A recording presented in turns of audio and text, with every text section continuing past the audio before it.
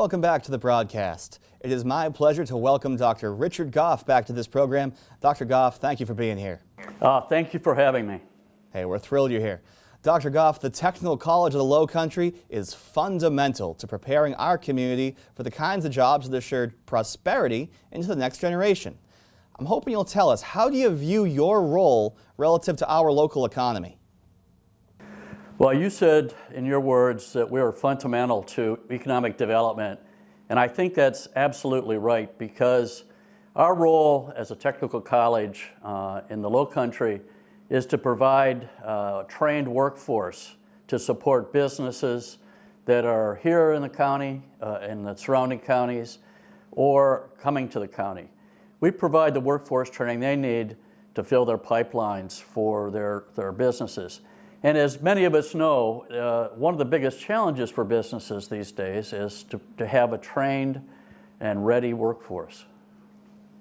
Well, let's talk about the way you're training folks. The B3 scholarship allows kids who can't afford college to get a hand up. Teach us about that and define your biggest successes here in this community. Well, the B3 scholarship is a joint initiative with the Beaufort County School District. It began about 4 years ago, I believe. And it was a joint effort with Dr. Jeff Moss and his group and my leadership team. We got together and found a way to raise funds and place it into an endowment that would support free tuition for any recent Beaufort High School graduate, free tuition to Technical College of the Low Country. So if you have the qualifying requirements, which essentially is a 2.75 in some cases and 3.0 in others, you could come to the Technical College of the Low Country tuition free for up to 2 years, which is a great benefit to those folks.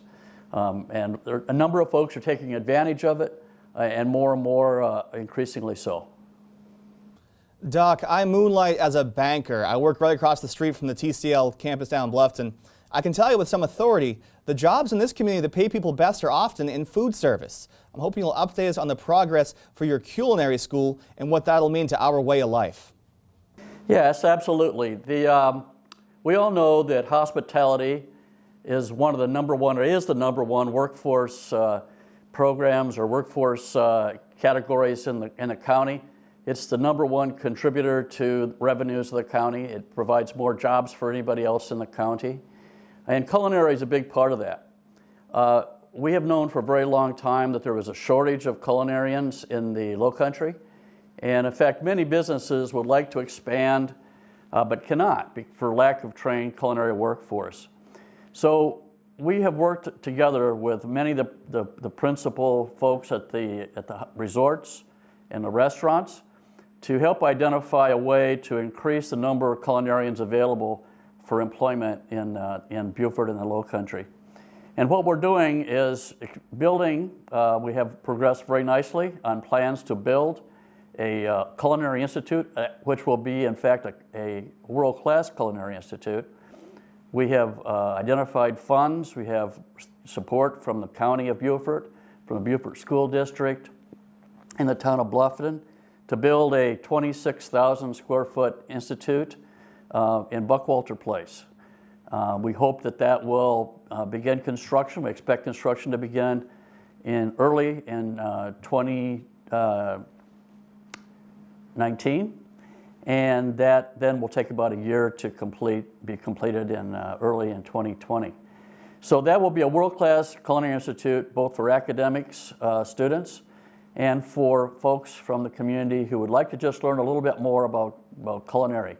We also think it's going to be a very good draw. We're going to make it a destination for folks in the area who would like to come and visit the culinary program. It's going to be designed so that people will be able to come and watch students preparing food, how it's done. And we're looking and we're talking to some world-class chefs who would like to come and help be part of this initiative.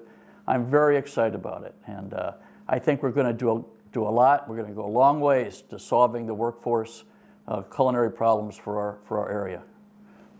Dr. Gough, speaking of workforce and specifically economic opportunity for a number of families, in this community, a lot of folks own land, but they lack the expertise to work that land for profit. Our two most profitable county businesses are tomato farms, and they both import most of their workers. Is an agriculture and management school appropriate for our community, and what is the future of work in the Lowcountry as you see it? Well, I think agriculture and food science certainly is could be a productive area of study for our community.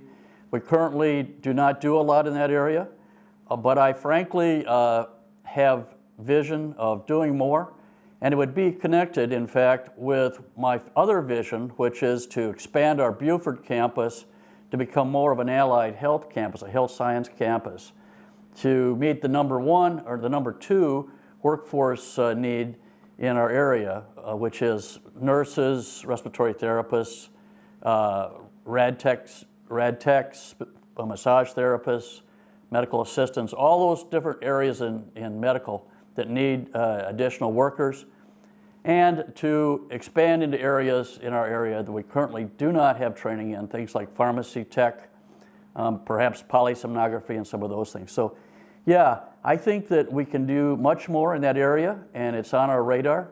And I think that you're going to see us expanding on our Beaufort campus into more allied health, and in fact shifting our center of gravity for more general education to our New River campus, where the majority of our students come from.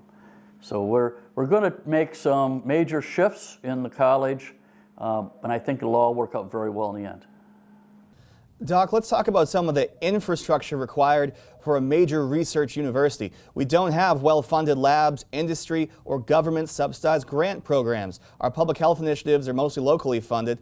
Are there any things that we could do to better make us like a Cambridge, Massachusetts, or the Research Triangle of North Carolina? Why can't we be South Carolina's education hub? Well, we certainly can, I think. Cambridge, Massachusetts, or Cambridge, England. I don't think it matters.